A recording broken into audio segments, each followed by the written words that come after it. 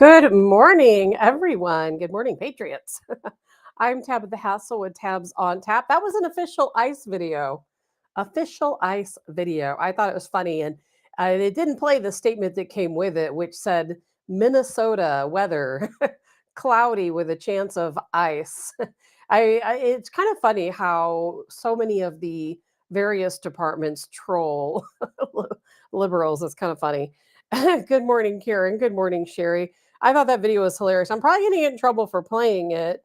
Anytime I don't, I've been trying not to play as many videos at the beginning that have music because every time I do that, I get flagged. And I was just told recently, I think it was on Facebook, that if I keep playing videos, with music, unlicensed by me music, that they were eventually going to just stop the show altogether. But it's like I can't help it. If ICE can play the music, why can't I play the music? That's what I want to know. But nope, not allowed to. But I thought that video, I mean, I feel bad. I'm not a heartless person.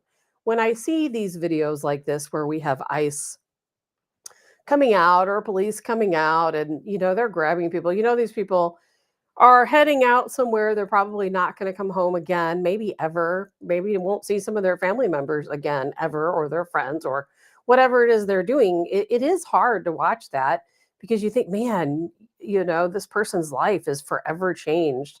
At the same time, though, I have to remind myself that ICE is still at this point only going after criminals. They have, there were so many criminals in this country.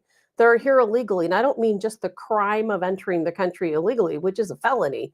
I'm talking about the fact that they have all of these other charges, anywhere from, gang relations to domestic battery to homicide to sexual assault. So I remind myself that if I see ICE out detaining people, if they're knocking on someone's door, then that person has committed a crime. We have not yet moved to the phase where we're just out arresting the general public. And sometimes and I can hear all the liberals screaming in my ears right now, that's not true. Well, it is still true. Now, sometimes if ICE targets a business or a home or, a festival or something, and they're looking for one individual, and they happen to find other individuals there who are also here illegally, yes, they will take them all. Absolutely so, because those people have also committed the crime of coming into this country illegally. So that gives them the right to remove them. I'm not telling you anything you don't already know. Good morning, Linda. But I do think it's funny whenever ICE or the DHS or one of these other groups trolls people. And they've got every right to, because Democrats are coming after them hard. If I could just have a show to play all the videos showing all the hate, it would take up many, many days. Just this morning alone, I watched several videos of regular Americans talking about shooting ICE, talking about ambushing ICE and other law enforcement officials. And it's just a sad state that we live in right now. It really is, where there is so much hate. There's so much hate. And they don't hate the criminals, do they? They don't hate the criminals, like the situation in Venezuela or the Caribbean. They don't hate the drug runners or the drug dealers or the cartels. They hate us for stopping them. And we're going to be talking about that today. Good morning, Annette. And it's frustrating. It's really frustrating. And good morning, Linda. We're going to be talking about, at the end of the show, I'm talking about gardening just a little bit. So if that bores you, I'm just going to put it at the end so you don't have to talk about it, because we're almost there. 2026 is around the corner. I don't have time today. I've got a full day ahead of me today for work, but I am going to be getting out my seed catalog soon and start getting my orders placed, because time is coming. And I'm going to change my gardening style a little bit this year because I didn't do too good last year. Good morning, Vernon. Lots of things to talk about today. I want to show you this. This is one of the craziest videos. Last night there was a small, I guess this happened yesterday, there was a small plane crash in Florida on the highway. I don't know if any of you saw this. Two guys, no clue who they are, driving out down the highway.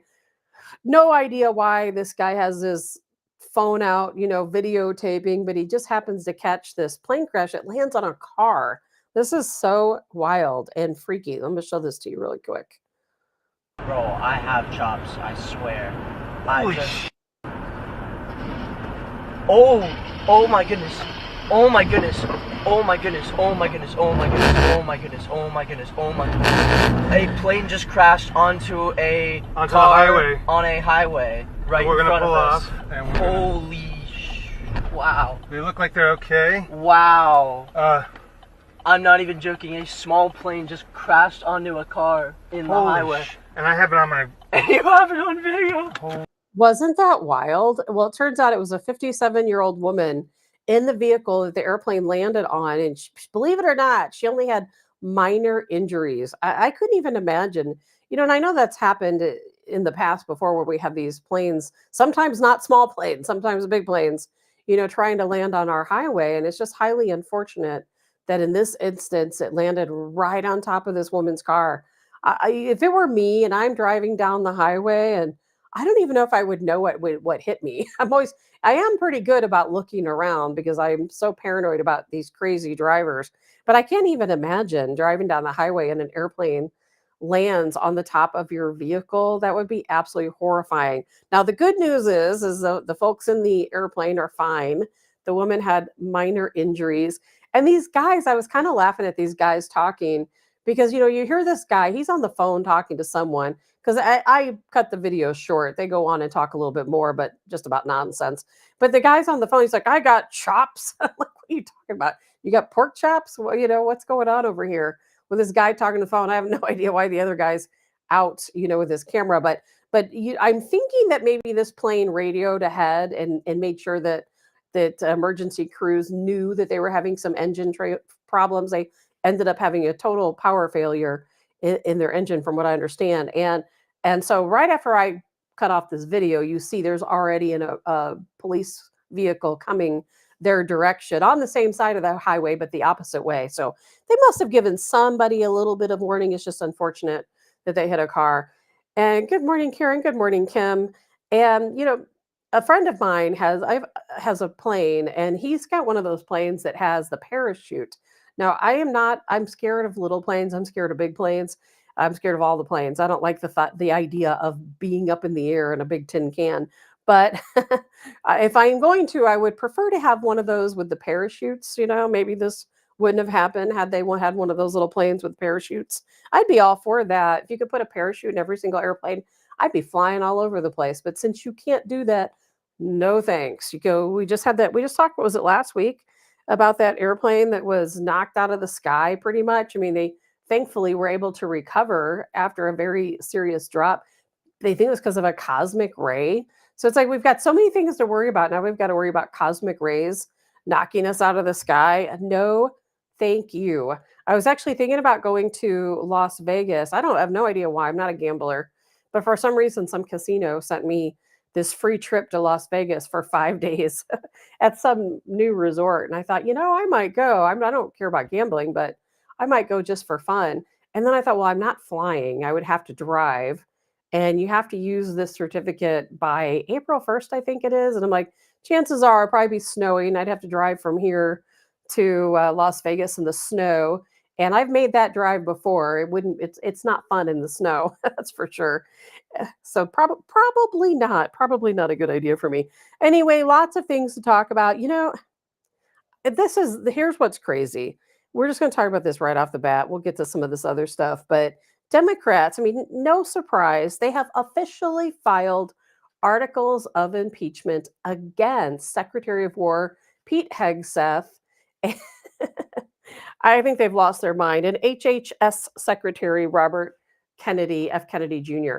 Now, of course, we know why they want to go after Hegseth, even though yes, as Secretary of War and the decisions he makes, he has given permission to Admiral Bradley and other officials, of course, to take out these strikes against these drug boats. However, he's not in the minute by minute play. Admiral Bradley's not on the phone with Pete Hegseth saying, all right, we fired that first strike, didn't hit him, or didn't completely destroy the boat. What do we do now? It just doesn't work that way. We've talked about it on the show before. You guys already know it doesn't work that way. I mean, could you imagine Pete Hegseth? He's a busy guy right now. that he'd be on the phone every action that's being carried out all over the world. That's one of very many things that's going on simultaneously all across the world. And somehow Democrats want to say, well, he gave the order to carry out that second strike, but he did not. It's very clear. No, he did not. He gave out the blanket order to Admiral Bradley that, yes, if you see a drug boat, take out the drug boat. Yes, a blanket order. And then Admiral Bradley, as I'm sure you know, he has the authority. It's the power invested in him in his position to carry out the mission the best way he sees fit.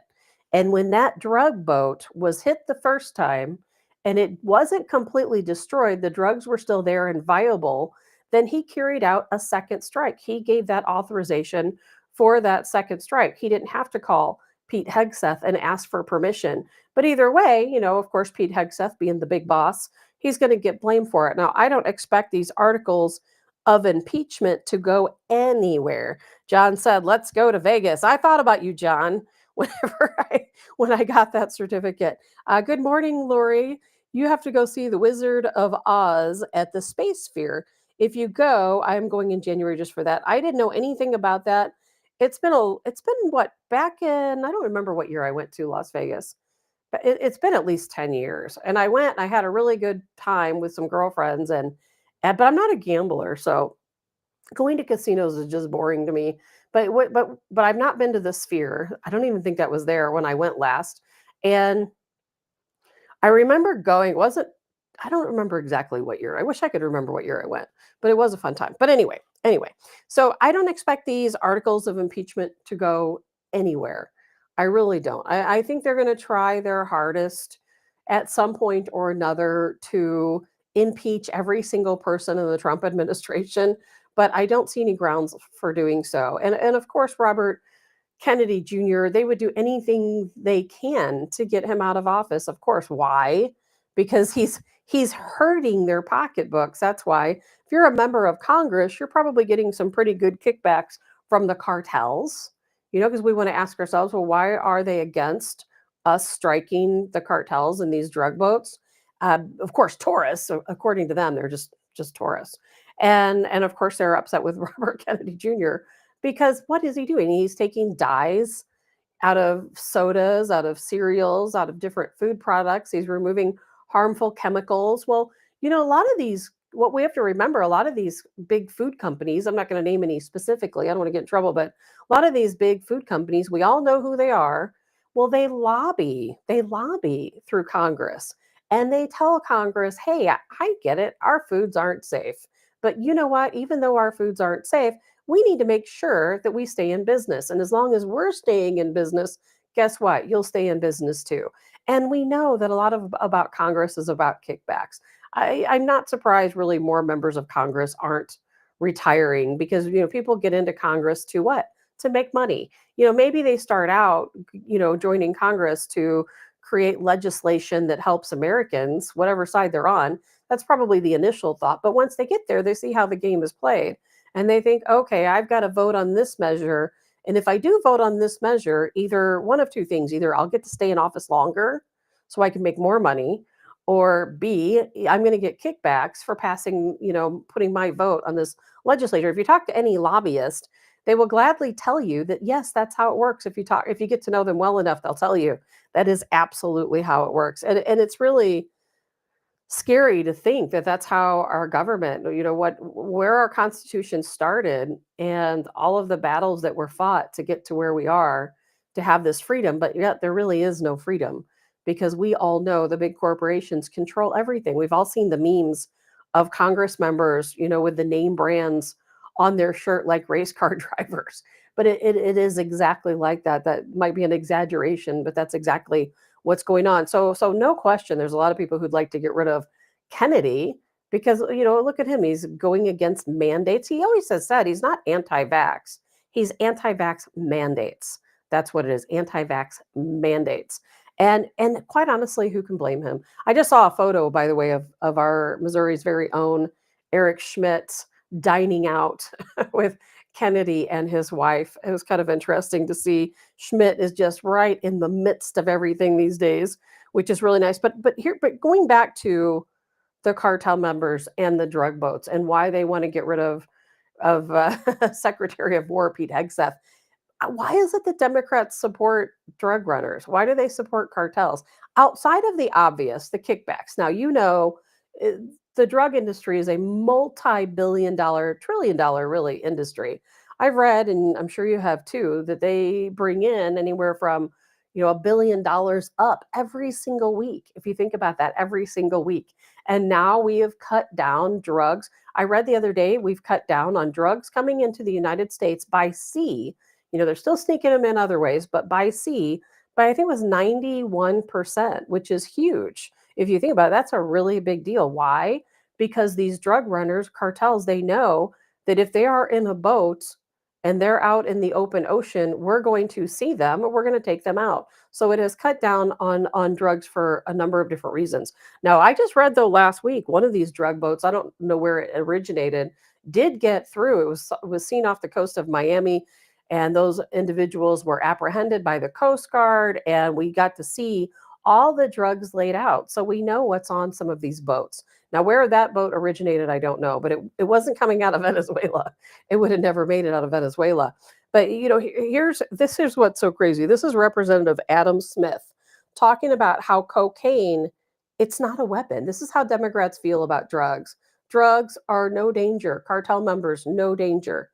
Drugs are not a weapon. This is insane. But even worse than that, the notion is that cocaine still could have gotten to the United States, and they're treating that cocaine like it's a weapon. Basically, they're treating that image of those two people on that boat like a situation where, I don't know, you see a car bomb headed towards an embassy or something. Right. Struck, it seems like it's incapacitated, but is it incapacitated? We don't know. There's still a couple people there. Maybe they can complete the mission. Maybe they can get that bomb to the building and blow it up. And that, too, is kind of absurd. Of course, he's talking about that boat strike that happened in September, talking about, oh, well, if it was still there, would it still make it? Yes, it would. Do you think the cartels are just going to say, oh, our boat got hit. Let's just go recover these drugs and take them back to the facility and give it up for the day, guys? No, they're going to get those drugs out. They're going to do their best one way or the other to get the drugs out. This is their business. It's what they do. And yes, drugs are absolutely a weapon. Cocaine is a weapon used to kill. It will control and kill people, including, of course, a lot of Americans. And if you've known anyone who's been affected by drugs, I have. And unfortunately, someone, back in the day, very close to me, did pass away from a drug overdose. And, it was a terrible situation. Now, they hadn't done drugs in many years, so I shouldn't say they passed away from a drug overdose, but what they did do is they had been addicted to drugs, and then they started, I guess, self-medicating with liquor, and ended up the weakness from the several overdoses they had in the past is what killed them. Because when people it was a family member, but when people have a drug addiction and when people overdose, OD, and you have to have medical professionals, let's say, come in and resuscitate you, that does continuous damage to your body, just continuous damage.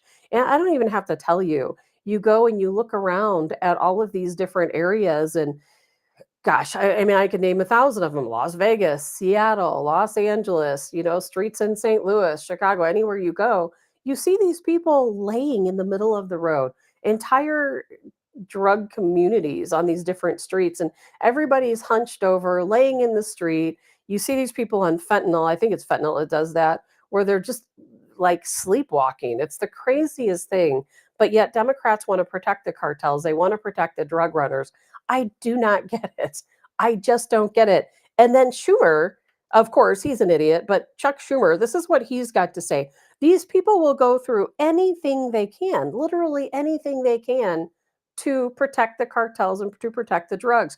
They have to be getting kickbacks. There's no other explanation why this is happening.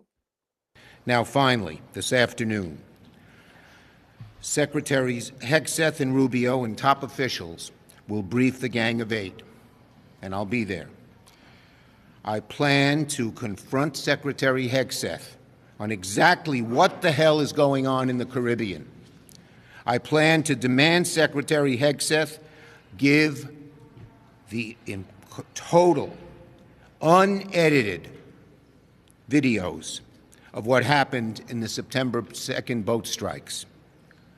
Trump originally agreed to do this, but now they're afraid. What's Hegseth hiding? And second, I will demand of Rubio and Hegseth what the hell is going on in the Caribbean and in Venezuela. What are their plans? How far do they plan to go? Trump has already talked about Venezuela waters and even going attacking Venezuela on land. How far do they intend to go? And when Trump says these crazy things, does he really mean them? And will he drag America into an endless war? Okay, what is he talking about? Yes, guess what? We are going to go to war against Venezuela. That is, I would say at this point, I will risk saying it that that's 100% going to happen. Unless President Nicolas Maduro leaves with his family like Donald Trump asked him to do, we're absolutely going to have troops on the ground in Venezuela. We talked about this many times on this show. As a matter of fact, the troops are already there. They're already poised to go in. They've been training. They're ready. They're there. It is going to happen. But Democrats are going to freak out. They're going to say, oh, why are you doing this, Donald Trump? You know, why are you creating war against Venezuela? Gee, because Venezuela is trying to ship drugs to the United States and elsewhere around the world.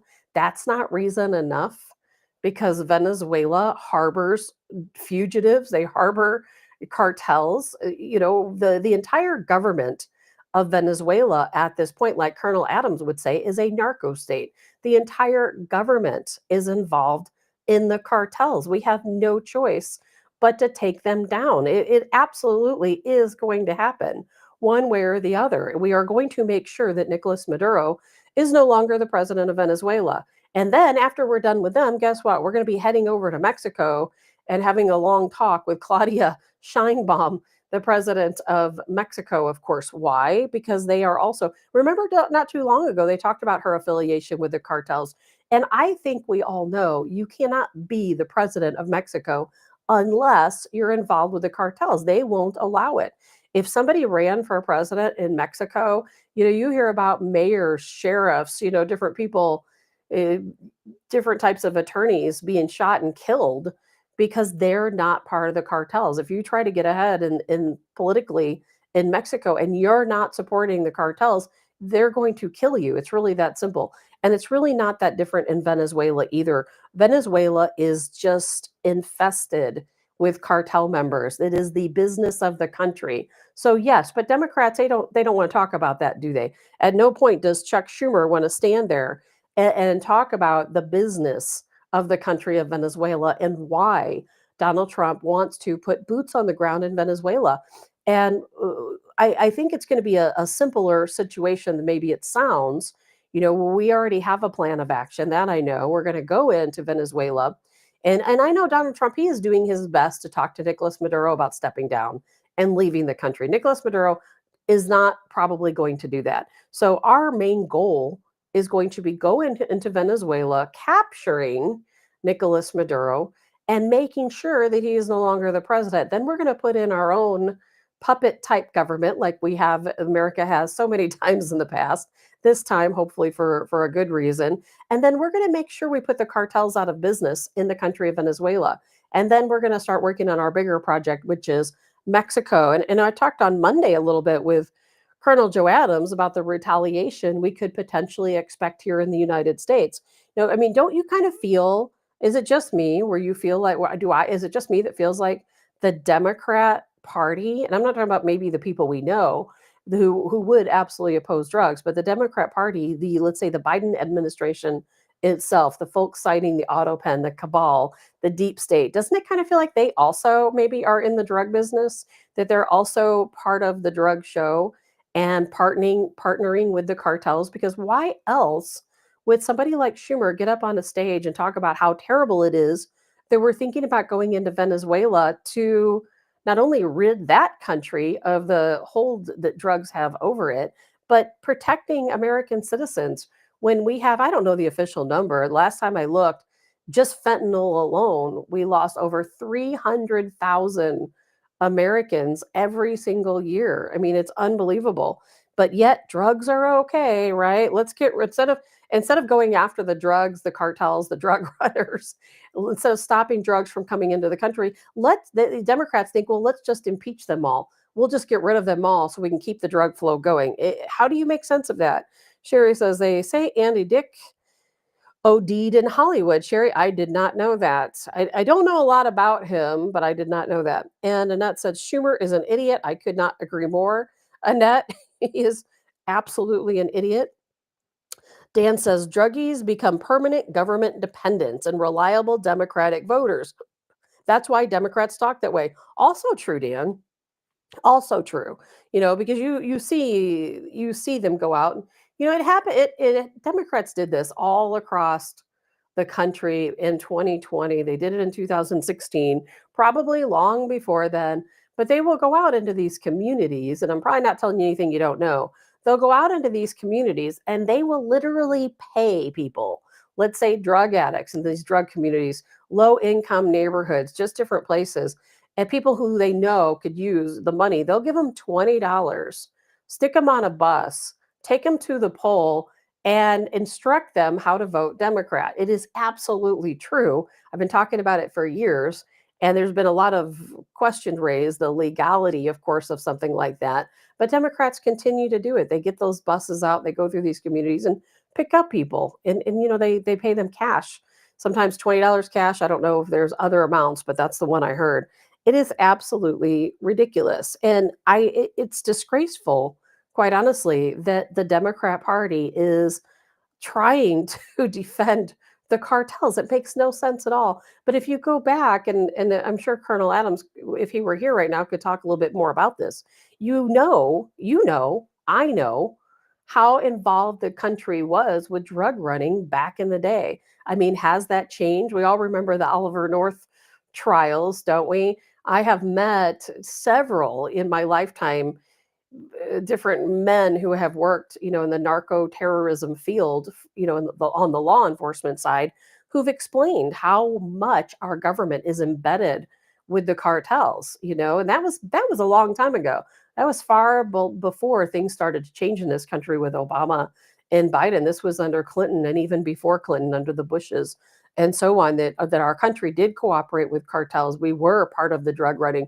In fact, not only were we part of the drug running, we actually ran the operations. Go out and watch that Tom Cruise movie. I'm gonna have to remember what it is. It's about the time when Bill Clinton was the governor of Arkansas, and they were having all the originally the it's hard for me to remember because originally the name of the movie was called Mena, because this took place in Mena, Arkansas. MENA, all the drugs being ran in and out of the airport there, under Bill Clinton's nose. Now there's other movies out there that talk about the three young boys that were supposedly witnesses, that many people think were killed because of what they witnessed, which is directly, they say, tied to Bill Clinton. I can't say that's true or not true.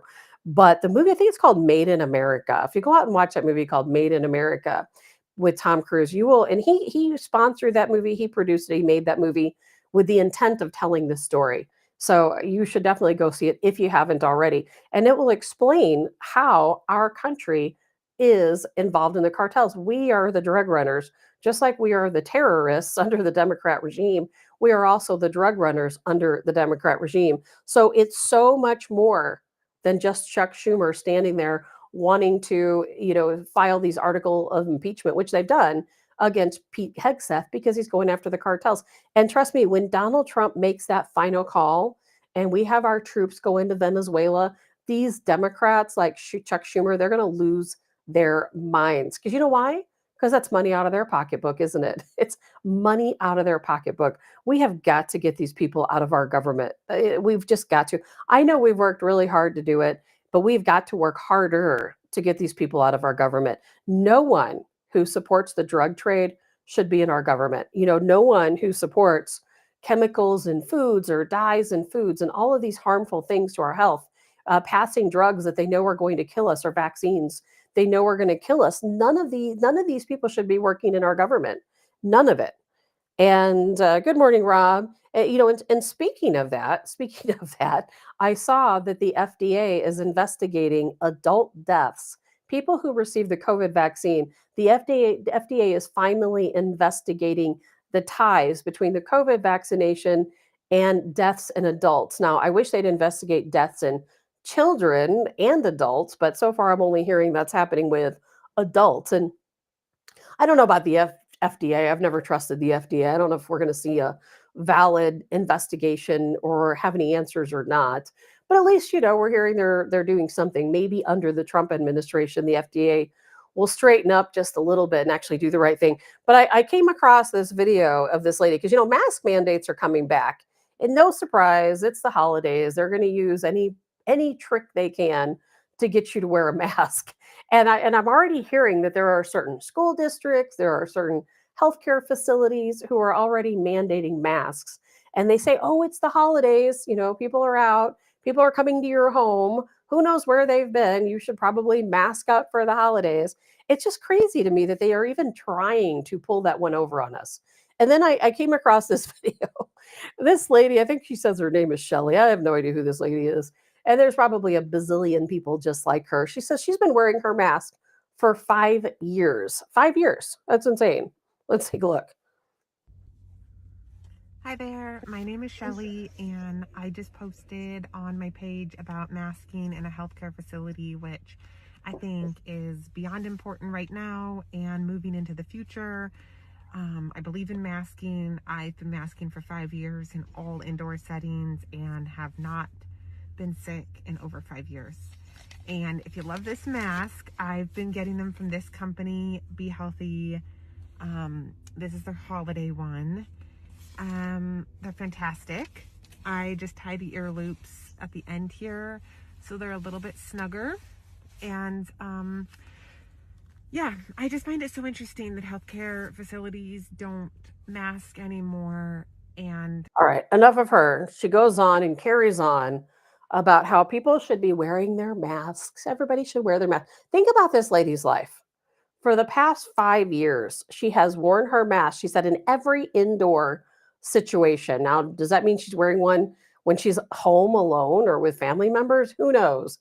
I call this mental illness. I really do. There's a difference between telling someone, if you want to wear a mask, wear a mask. That's different than somebody who's been wearing a mask for 5 years.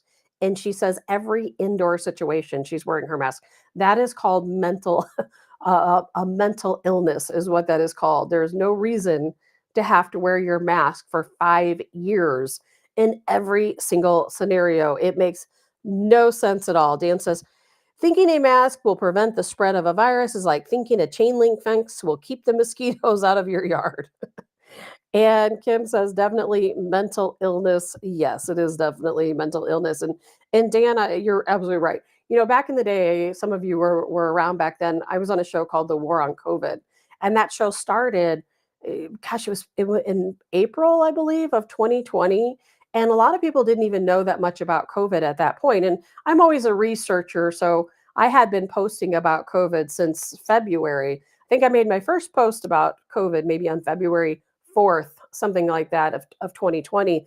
I had been following it and kind of following along with what was going on. And I remember the first case we had here in the United States. I remember when we had no cases here in the United States. And even though I'm a firm believer that it was here in the United States and that many of us, if not most of us, had it long before the first case was ever reported, I truly do believe that most of us were immune to it prior to it even being announced that the first case was here. I have only worn a mask when I have been forced to do so. And I didn't like it. I had situation going on where 3 big situations going on in my life during the COVID times. One was that my grandmother was in a nursing home, and not during the entirety of COVID, but my mom had to have surgery. I couldn't take care of her by myself.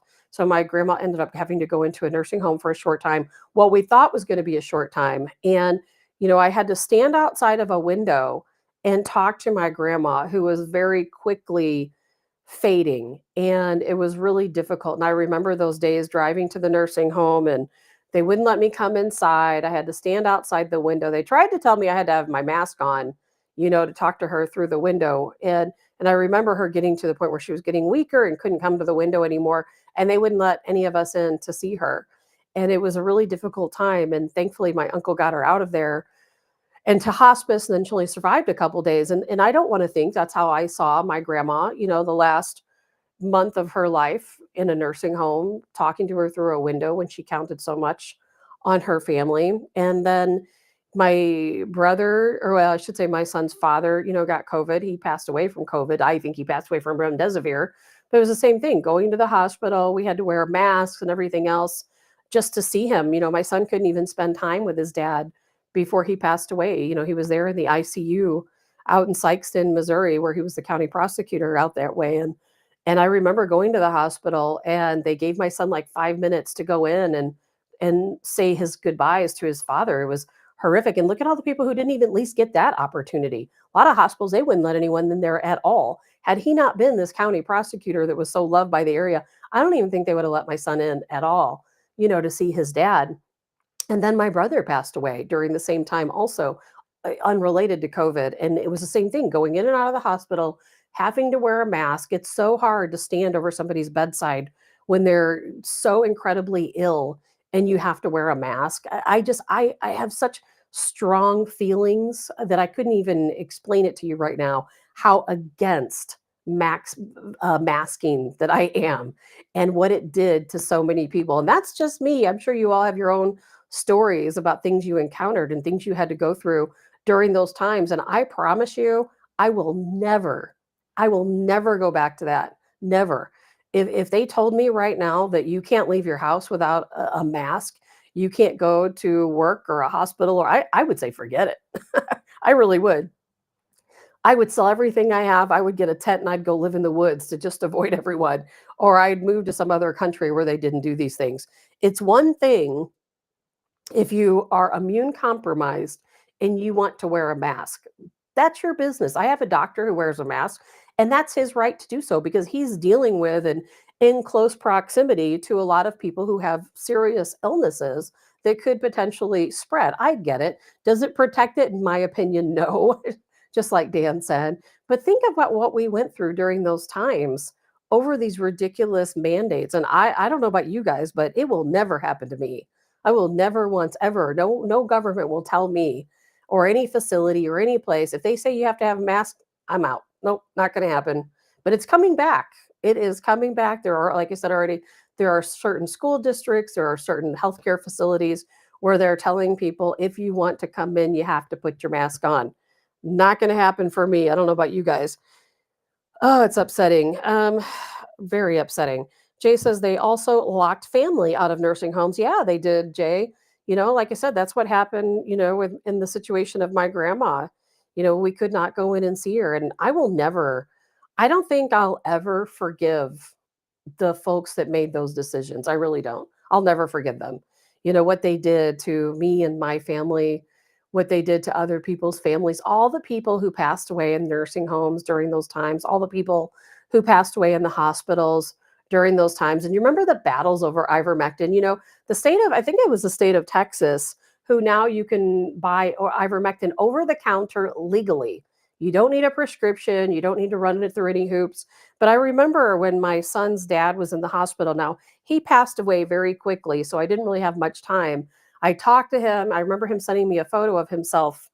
They were just getting ready to put the ventilator on him, and he had his oxygen mask on, and he and I kind of text back and forth a little bit. And I was kind of trying to tell him, don't be scared, don't be worried. And not knowing that 2 hours later, he would have 4 heart attacks and not be able to be, fully, well, he was resuscitated, but he didn't have any brain activity. So they just kind of tried to keep him alive after that. And it was definitely a very difficult time. It changed our lives forever. My son, lost his father, and I swear it was from remdesivir. But at the time, I remember thinking, I've got to get some ivermectin to him because I really thought ivermectin would save his life. But at the time, you couldn't do that. If you got caught trying to sneak ivermectin into a hospital, my God, you'd be in prison for the rest of your life. And now all of a sudden, no, it's over the counter. I'm fully convinced the reason why I didn't have any severe symptoms, I didn't have any symptoms at all. I had tested positive for COVID, 2 or 3 times, never had a single symptom. Because guess what? I took ivermectin ahead of time. Or maybe I would have just never had it either way.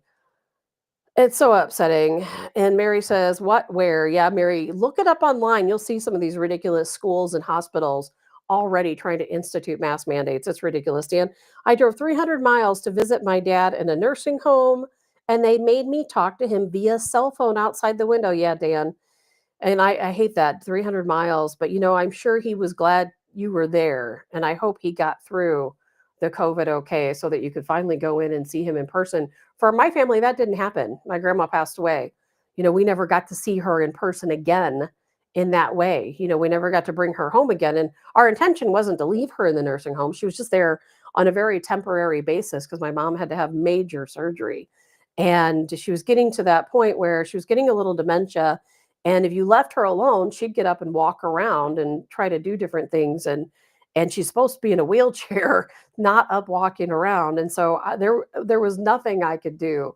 I remember I tried everything I could, I wanted her to just stay with me, but I have to work. I have a business. I can't just shut everything down and stay home. And no one else in our family was willing to pick up any slack there. But yeah, it's unfortunate. It's hard. But I think most of you guys feel like me. We'll never go back. Jay says, I firmly believe I lost my brother and mom to extremely aggressive cancers due to the jabs because they both took them every time, plus the boosters. Jay, you know what? I probably believe the same thing as you do. I have a friend who perfectly healthy, young, she's young, younger than I am, never a health problem, no family incidents of cancer. And then all of a sudden, she did get the vaccine. All of a sudden, she's got this turbo cancer. Like, where did that come from? Where did that come from? And what scares me just as much, I do think that they're going to find that these deaths are related. As I said, the FDA is investigating adult deaths, people who had the COVID vaccine. I think they're going to find there is a tie. Now, whether they'll ever tell us is another story. Remember when some of these companies like Pfizer, they said, well, we'll release the data on the vaccine in 75 years.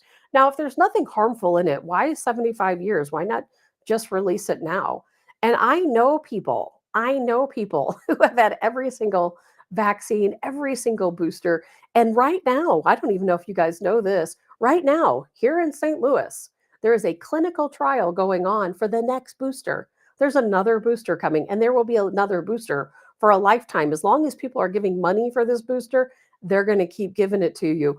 I literally know someone right now who is going through the trial of the next booster. They believe so strong. Yes, it is a Democrat and somebody very liberal, but they believe so strongly that in these boosters that they're in the clinical trial right now for this next booster. I'm like, man, you could not. There's no amount of money that could pay me to do that. Jay says the makers still have immunity, and they always will have immunity. There's nothing we're ever going to be able to do. Now, I will say one thing. The Trump administration has talked about stripping that immunity away, but I don't expect that to happen because we have to remember that these vaccines came about during the Trump administration. They came around, he was the first one to get things underway with the vaccine. So I don't expect a lot to happen there. And Mary says, I think the jab hit you in your weak area. So glad I never got it. Yeah, same with me, Mary. I remember on that old show we had, I remember calling it magic blood, magic untainted blood. There's a reason why, to this day, even right now, you still see these blood donation centers looking for unvaccinated blood. They want blood of people who have never been vaccinated. They're still looking for that. And I remember going and donating plasma because back then, remember, they wanted plasma of people who were unvaccinated. If you got vaccinated, they didn't want your plasma, only unvaccinated. I remember going several times and donating plasma because I thought it would help people. They were using this plasma to make people better. Why? So if you're vaccinated, your plasma hurts people, but if you're unvaccinated, your plasma helps people. Please make it make sense because it does not make any sense. And there might be a reason for that. I don't understand, but it doesn't make any sense to me.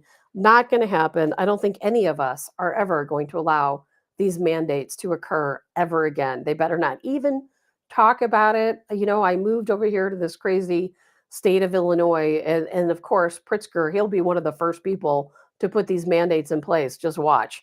Not going to happen here, that's for sure. Some other things to talk about, because trust me, I could go down that rabbit hole and talk about mask mandates and what they did to us during COVID forever.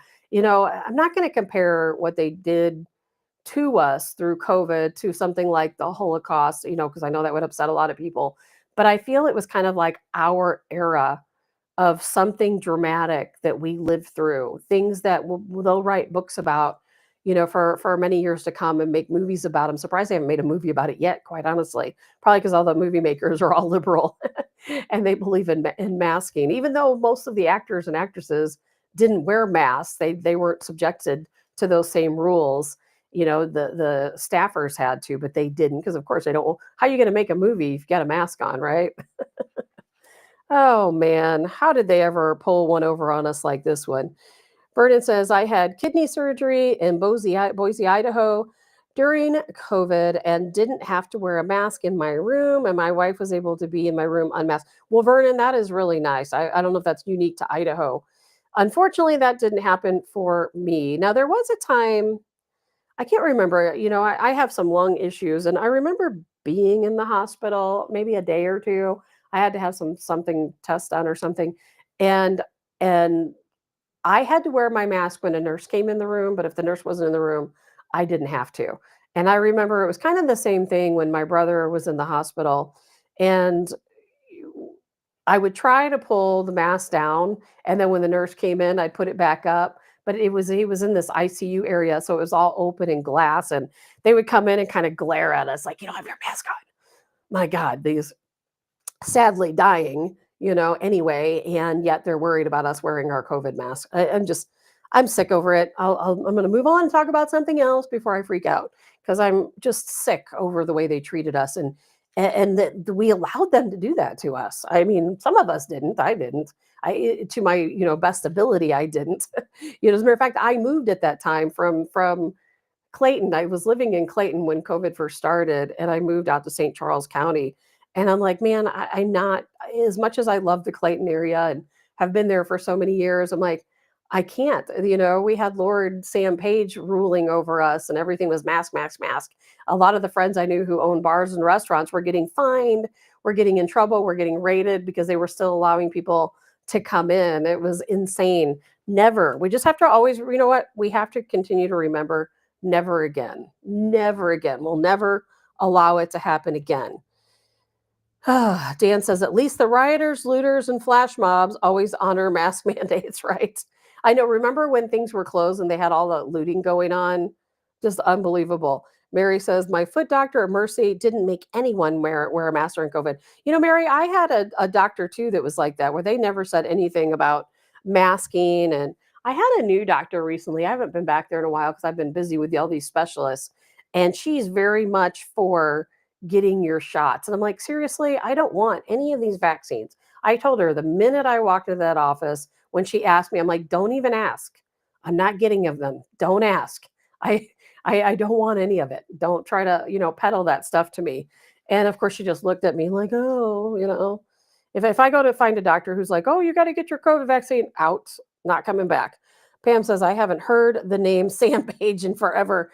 Well, Pam, he's still around. He's still around. Lord Sam Page. Jay says, the age of stupidity. Man, we've got to make sure that stays in the history books, that we always remember what they did to us. And trust me, they'll try to do it again. They will definitely try to do it again. Don't forget that. Speaking of threats, just what we're talking about right now. I heard a statement the other day from Tim Pool. Now I'm going to tell you, I don't really even know who Tim Pool is. I guess he's a podcaster. I've never listened to his podcast, but I've heard his name mentioned a few times, like over the past month. Prior to that, never heard of him at all. But apparently this guy is getting these threats, and somebody came to his home and fired some shots into his home. Now, of course, he's very worried. Now, he wants to blame it on Candace Owens. So now how it's related to Candace Owens, I'm guessing indirectly. Maybe Candace was calling him out on something. and maybe he called her crazy like a lot of other podcasters are. She called him out, and maybe one of her followers came after him. I don't really know the whole twist and turns of this situation, but I was watching this little clip of him, which I'm not going to play for you, but I was watching this clip of him talking about how if you are a conservative podcaster or commentator or somebody who's involved politically on the right, how your life is in danger. And this guy, I'm guessing he's probably making a lot of money on his podcast. Unfortunately, I make zero. I make zero money on my podcast. None of the social media networks will allow me to monetize because of the conversations we have here, like we just had about COVID. So I'm not worried about them taking away my monetization because I don't have any. But Tim Pool apparently makes a lot of money for his podcast. But he said he's thinking about giving up the podcast if that's what it is he does. He's giving up whatever his role is in the conservative movement, and he said it's too dangerous. He's too worried about his life, And I heard his statement, and I thought about it, and then I saw this video from Elon Musk talking about his own safety. And I'm going to play this for you because, Elon Musk is whatever it is you want to think about Elon Musk.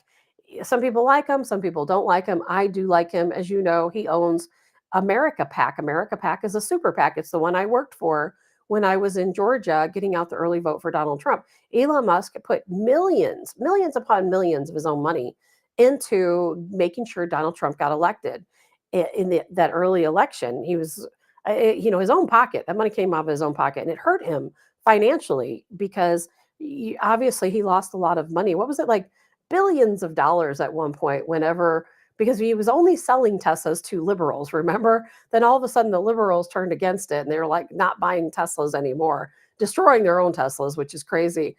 And so he lost a lot of money. He put a lot on the line for us. And he talks about how after Charlie Kirk's assassination, that his security is even stricter. I can't even imagine. I don't know if it would be worth it. I think I get maybe an average, if you take all of the networks combined, about 1,000 to 1,200 views of this show daily, through all of the different networks, and which is very small scale. And I like it to be small scale. I'm perfectly fine with that. I don't promote the show. I don't do anything to promote it. And so I'm perfectly fine with that. And you have these people who their podcast grows and they become very popular. People are watching. Well, then, you know what? That just puts you under more threat. I get death threats as it is. And I can't even imagine being like a Tucker Carlson or this Tim Pool guy, whoever he is, or Nick Fuentes, or all these different people who are getting all these different threats.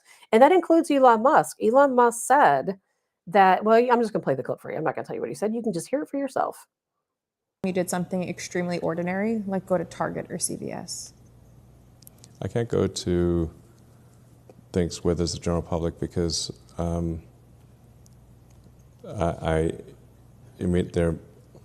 an immediate, can I have a selfie line that forms. And these days, particularly in light of Charlie Kirk's murder, there are serious security issues. It's not that I don't want to, I simply can't. Has Charlie's murder changed how you do things? Or were you already locked down pretty well before that? It certainly reinforced the severity of the situation where life is on hardcore mode. You make one mistake and you're dead. It only takes one mistake. I mean, can you imagine having that fear on a daily basis? I mean, I know myself, I have had some sleepless nights. No question about it. Here, more so in the past month than maybe sometimes in the past. I'm a very small scale podcaster. Most of the people who listen to the show I don't know, by the way, who listens to the show. And that's part of the scary part too, is you don't know. I have no way to know who listens to the show. There's no list. I can't go to any social media platform and pull up a list of people listening. I generally have no idea. If you're not on here commenting, then I have no idea that you're listening or not listening. There's just no way to know. Now that maybe there's some big fancy software I could buy where I could know, but this is a very simple one-woman show, so I'm not going to get into doing all that. When I close this laptop at the end of the morning, I'm off doing other work, and I'm not back doing anything show-wise. I'm not looking at anything or monitoring anything.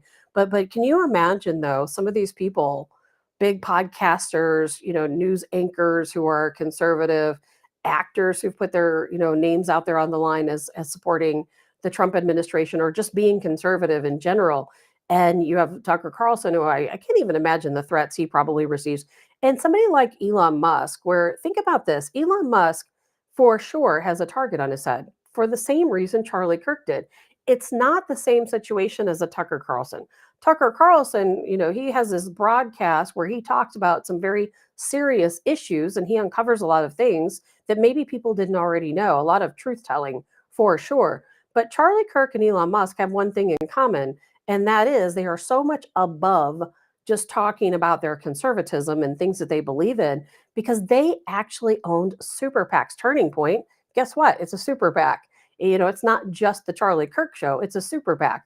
Charlie Kirk, while I was out in Georgia working for America PAC for Elon Musk, Charlie Kirk, was also doing this exact same thing as Elon Musk on a little bit of a smaller scale. But he also had people out getting out the early vote because, I remember them contacting me while I was in Georgia saying, hey, do you want to come and work for us? And I think it was Wisconsin or Michigan or somewhere, this is how much we're paying, we'll put up room and board and blah, blah, blah. If you want to come here. And I'm like, no, I'm fine where I'm at. I like Georgia. I'm already there. I'm already settled in doing things. And so I didn't make that move. But that put a target on Charlie Kirk's head. Now, I'm not saying that his assassination was carried out by any government entity or any type of deep state type thing, although I wouldn't be surprised if that was the case. But here's what's interesting is the intimidation that has come around after Charlie Kirk's assassination. If you even, and trust me, people I know blasted me for even talking about it. And I've been very careful about what I say about Charlie Kirk and his assassination because people will absolutely come after you if you think it's anything but what the government wants you to think or what the law enforcement wants you to think.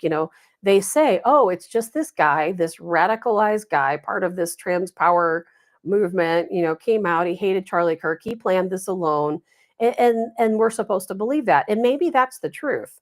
But here's the thing. If you go against that narrative, you're going to get blasted for it. I don't know why. I don't understand what's going on. But if we were to hold, let's say, a show, let's say I was going to have a show on Saturday. I'm not going to do this, by the way. Let's just say I was going to have a show on Saturday and I was going to talk about the different government entities that could be involved in assassinating Charlie Kirk and why they might want to assassinate him because he was played a very pivotal role in getting Donald Trump elected. So maybe that's why he had a target. I said, if I were to do that, people would say I was as crazy as Candace Owens because people were sending me text messages. People I know were sending me text messages saying, you have to stop talking about Charlie Kirk. You have to stop throwing theories out there that it was anything but what it was, because you're wrong and what you're saying is wrong and you're giving people the wrong idea. And I'm like, that has never happened to me before. Never have I talked about something where people were en masse sending me these messages. People I know sending me these messages to stop talking about something that may or may not be a reality. And it was really kind of unsettling, quite honestly. And I'm not saying I agree with anything Candace Owens has said, but I feel like she knows what she's saying. And Project Veritas, if you are a follower of Project Veritas agrees with Candace Owens. Quite honestly, there's a lot of people who agree with Candace Owens and what she's saying, but everybody else wants to call her crazy. And maybe she is crazy. I don't know. I don't have time to look into all those things. I don't know. But what I do know is that Elon Musk faces the same threat. And see, Elon Musk probably has a good idea of what happened to Charlie Kirk. Was it just some crazed liberal like Elon Musk says here, that you arrive somewhere, people form this selfie line, they're wanting to take photos. You don't know who these people are. They could have a weapon in their pocket. They could have a bioweapon. You just don't know what people are willing to do to take out somebody like Elon Musk, not just because he's a tech guru or, the owner of Tesla, but just because of the fact that he was highly instrumental. I would honestly go as far as saying that had Charlie Kirk and Elon Musk not got out the early vote, had they not paid canvassers and people like myself to go out and get that early vote, Donald Trump would not have won. Democrats would have found a way to cheat. they would have found a way to make sure he did not win. But they couldn't do that because of Elon Musk and Charlie Kirk. And that's what puts a really big target on both of their heads. But it's a scary world out there. I remember, I think it was when I was on the edge with Vic and Eric and Chris, there was a guy who was sending me messages, and I don't know this person. It is a person locally in St. Louis. And he was telling me that he wanted to come into my house at night and sew my mouth shut. And he was sending me pictures of people with their mouths sewn shut. And it was just an absolutely terrifying experience, completely terrifying. And unfortunately, when you talk about the truth, then that's what happens, because there are people out there who don't, not only do they not want to hear the truth, they don't want you to tell the truth. And it's really scary when it comes to a situation like what Elon Musk is saying. I don't know, honestly. I don't think I would ever want to be in that position. Like he just said, he can't go to a CVS. He can't go to the store. He can't go to any public thing at all. That's what he said, nothing public. And even though he has gone to some Trump rallies, he hasn't really been out doing anything like that, though, since Charlie Kirk was assassinated. I think he's probably stepped up his security. But then again, we have this Tim Pool guy. Somebody's come up to his house and firing shots. And I'll tell you, it's easy to be paranoid. I've had that same paranoia myself. Just recently, I've gotten a lot of crazy messages. And there's a story, which I'm not going to get into today, that I talked about back in many years ago on a show that I was on. It's something to do with the Clintons and Scalia's death. And I'll tell you, I think I got really darn close to the truth. In fact, I think I know the truth. And when I started talking about it, somebody that I didn't even mention, somebody from a mosque in Texas started I better not even say anything more than that, started following me on social media. And I think they made it very obvious that they saw me, they knew what I was doing. It was this person's like right-hand person and I knew exactly who they were.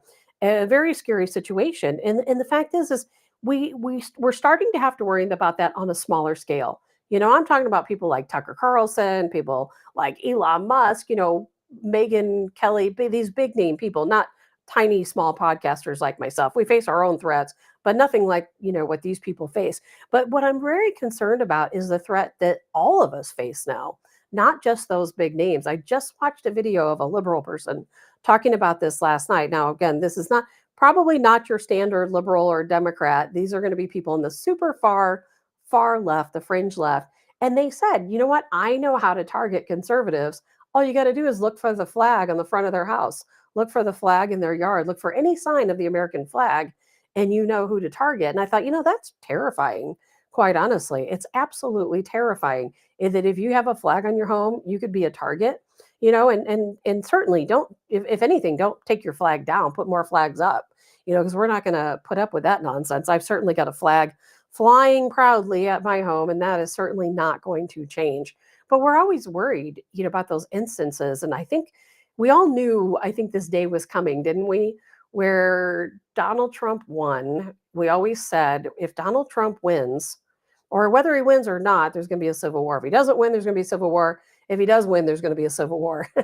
And like Colonel Adams said on Monday, I think we're getting to the point where that's just going to be inevitable. I don't want that to happen. I'm not going to be out fighting anyone. I hope not. If I'm forced to, I guess what can you do? But I certainly would never promote violence. But we are the ones who the violence is promoted against. Maybe you could come up with an instance, I'm not aware of one, where a conservative is out threatening liberals and threatening to take their lives, or looking for some kind of liberal Democrat sign at their house so they know who to target, creating websites and social media sites so they can target a certain group of people. We don't do that, but yet we are the targets, and we have to start acting like targets. And Lori says, if you are not proud of our flag, please leave. Exactly, Lori. But the other side, they consider our flag to be a sign of racism, of white supremacy, of patriotism. And these days, being a patriot, remember under the Biden administration, being a patriot made you for sure a target, but it also, what did they call us? A terrorist. If you had an American flag, you were a terrorist under the Biden administration. I remember a couple of police officers reading about them in the news, where there were police officers who were targeted. Do you remember that, for flying the thin blue line flag? Now, under Donald Trump's term, I don't expect that to happen. But I remember when the Biden administration asked police chiefs, remember that? Sheriffs, police chiefs, to watch their police department, to watch their officers for any type of leaning towards the right. They wanted to know what they were posting on social media, what their interactions were, because we were all terrorists under the Joe Biden administration. And now things I think are getting ready to take that step further, because now the liberals we have crossed the line, because now we were free to talk without being persecuted for a while. Democrats right now, they're drafting up legislation, by the way, right now as we speak. They're drafting up legislation against people like Tucker Carlson, against them talking out. Chuck Schumer's furious with Tucker Carlson for interviewing Nick Fuentes and Andrew Tate and all these other people. So they're going to come up with this European style type of censorship that we cannot talk out anymore about our conservative beliefs, or take those same steps of interviewing people, and talking about some truth. They don't want that. Not going to happen. Of course, we're not going to let that happen. But there will be a time, I think, in probably the very near future, where we are going to be those targets. Good morning, Joe. Mary, Islam hated Charlie Kirk also. Right. They absolutely so. You like Elon? Me too. I like Elon a lot. Dan says Edmund Burke famously said, the only way for evil to prevail is when good men do nothing. You got that right.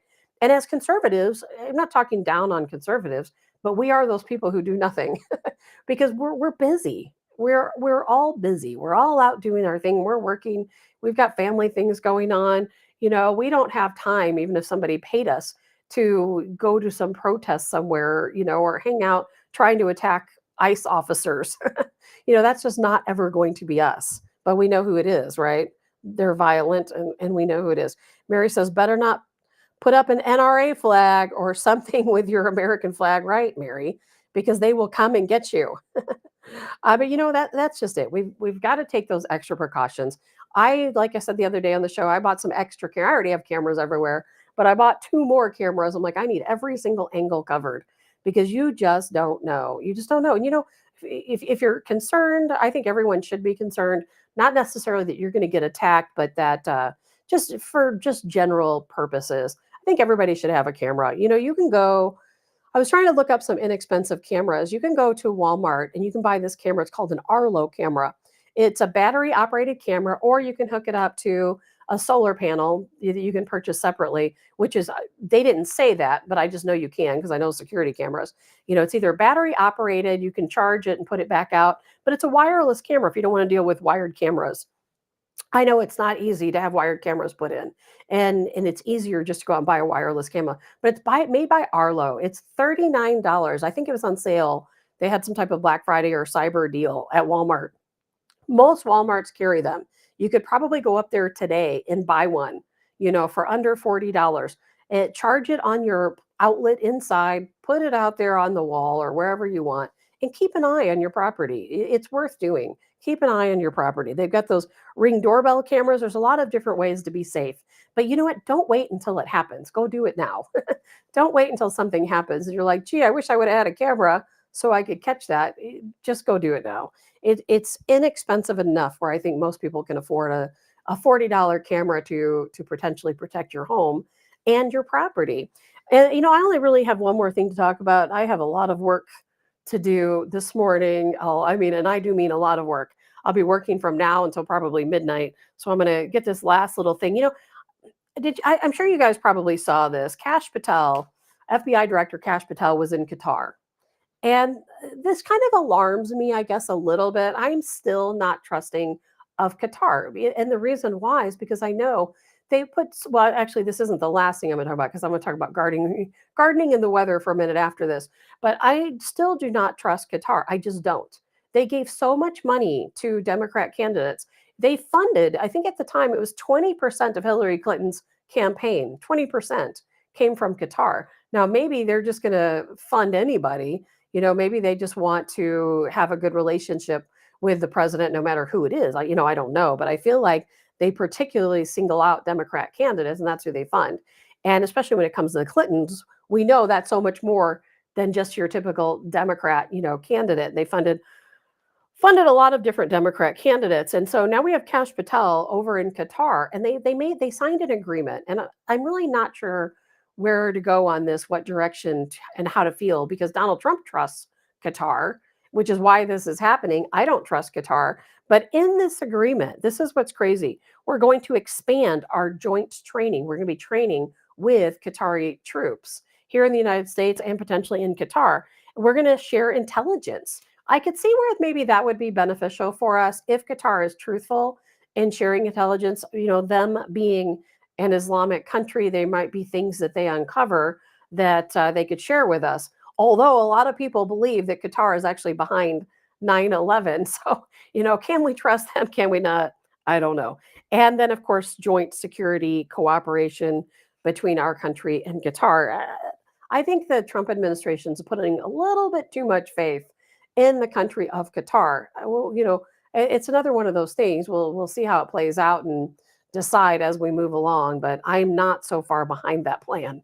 It's going to be a lot of convincing for me to trust the country of Qatar. So I wanted to throw that in there because that is, in my opinion, a big deal to sign that security agreement with, between Kash Patel and the Qatari government. It was actually, he met with their minister of interior. So we'll see how that plays out. All right. Well, a couple of things I wanted to jump into. One is the weather. I'm standing here. I'm right by a window. I don't know where you guys are. It's raining here and it is so windy. I know there's wind advisories out. I know that certain areas, and some of you, I think, are in some of those areas that are expecting blizzard conditions. Can you imagine that? Parts of northern Illinois expecting blizzard conditions, complete whiteouts in some area.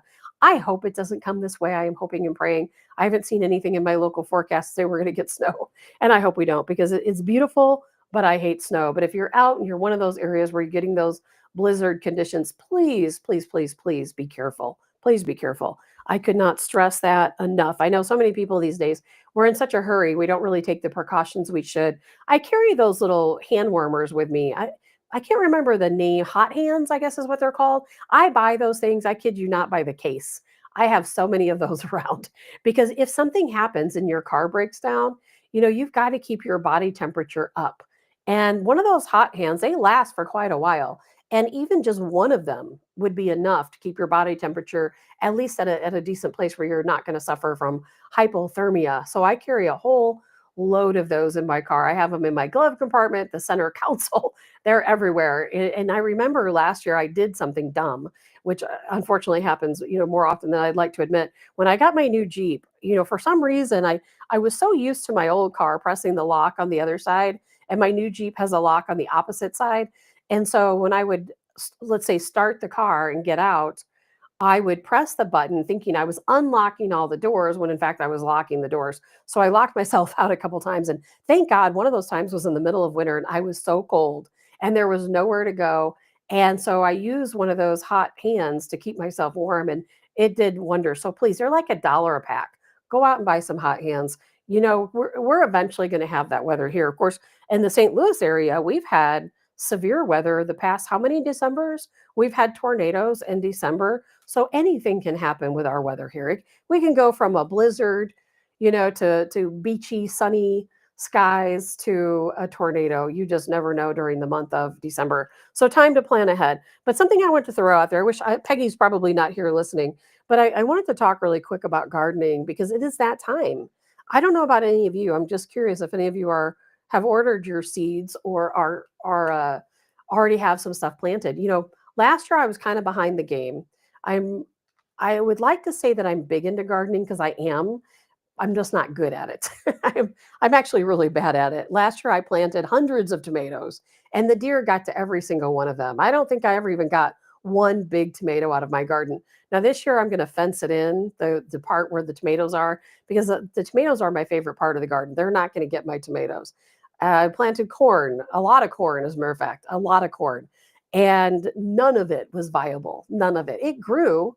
And there were little corn stalks that grew, which I ended up giving to the chickens, but they never got very big. I don't know what I did wrong. And I even walked around and pollinated them myself. I got plenty of bees around because there's some wild honeysuckle out there by the garden, but I don't know if anybody of you have ever grown sweet corn.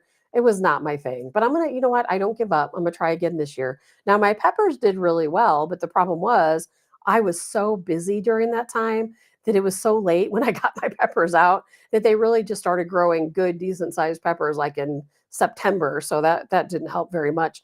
I had a lot of hot peppers that were growing, but I had such big high hopes. I wanted to grow all of these things in my garden and can it. The only successful thing that came out of my garden was okra. But the problem is I don't have the faintest clue what to do with okra. And I have no idea when to pick and harvest the okra. So I think a lot of my okra was overgrown before I went out and got it. This year I'm going to do better. I'm going to get my seed catalog out. I'm going to start choosing my seeds. And I think last year none of my green beans sprouted, which is really crazy because the year before my garden was actually doing really good. Then I left to go to Georgia in August. I think that was in August. And then my garden, of course, nobody, maintained it or did anything with it. But when I came home, there was like green beans growing everywhere. But for whatever reason, maybe it was just the seeds I used, I'm not sure. But this past season, I couldn't get a single green bean to grow. Not even one. Not one of them sprouted. And I have no idea why. And it just baffles my mind because I planted hundreds of seeds, not one single green bean grew. So I'm going to try that again this year. But I don't know about you guys. I'm wondering, is it too? I'm new to gardening. Is it too early to order my seeds? Do I need to wait? I'm just ready to get things going. And I bought a greenhouse. Unfortunately, I couldn't get anyone to put it up for me. I asked my brother and my son to do it, and they started to. They went out and kind of put the bottom frame down, and then never got back to it. So I do have a sunroom at the house, and I'm going to start early. Last year, in both years, the past 2 years that I've had a garden, my biggest downfall, I think, is I've just waited too late to get out there and plant things.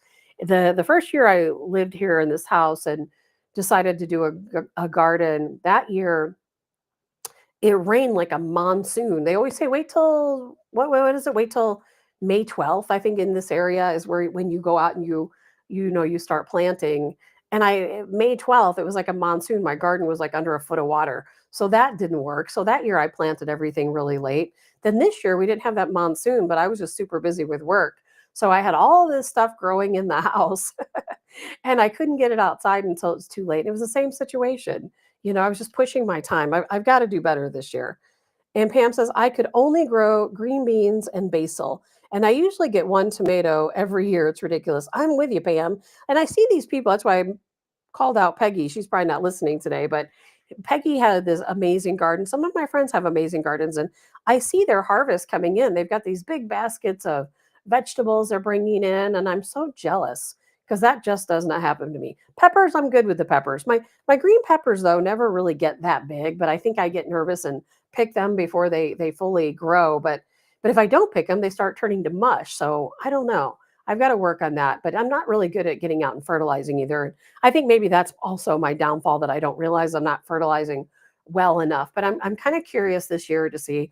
Last year, over the past 2 years, I've planted a ton of fruit trees. I've got the Asian pears are my favorite. I just love Asian pears, and my Asian pears did really well last year. As a matter of fact, too well. A lot of them went to waste because it was just I didn't know what to do with them. I didn't have time to mess with them.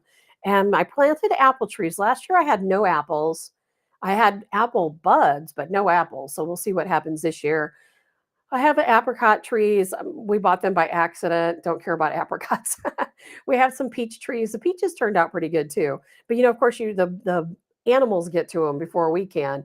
That was happening to my apple trees. The deer will come out and chew the branches off the apple tree. So that was a big problem. And the deer got almost all of my tomatoes.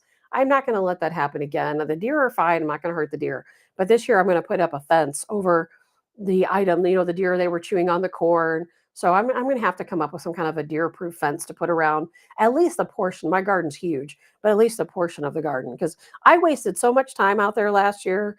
I cannot even begin to tell you to grow nothing, but I love doing it. I absolutely love doing it. And I hope when I find out whatever is wrong with me, I have that necrotizing granuloma in my lung that has spread to other areas and they can't figure out why. And I hope it was nothing in the garden because, you can get different things picked up in the soil. And I definitely spent some time in the soil. So I'm hoping that's not what they tell me. And speaking of, let's see, Pam says you better fight the raccoons while you're at it. Yeah, and I probably had raccoon damage and really didn't even know. And last year I swore I was going to put a camera up on the garden, its own camera, and I just never got around to doing it. The gardening season is also my busy season with work. So it's really hard to maintain them both. Got to come up with a better plan this year. And definitely it includes a camera so I know who is getting what. But I am definitely putting up a fence this year.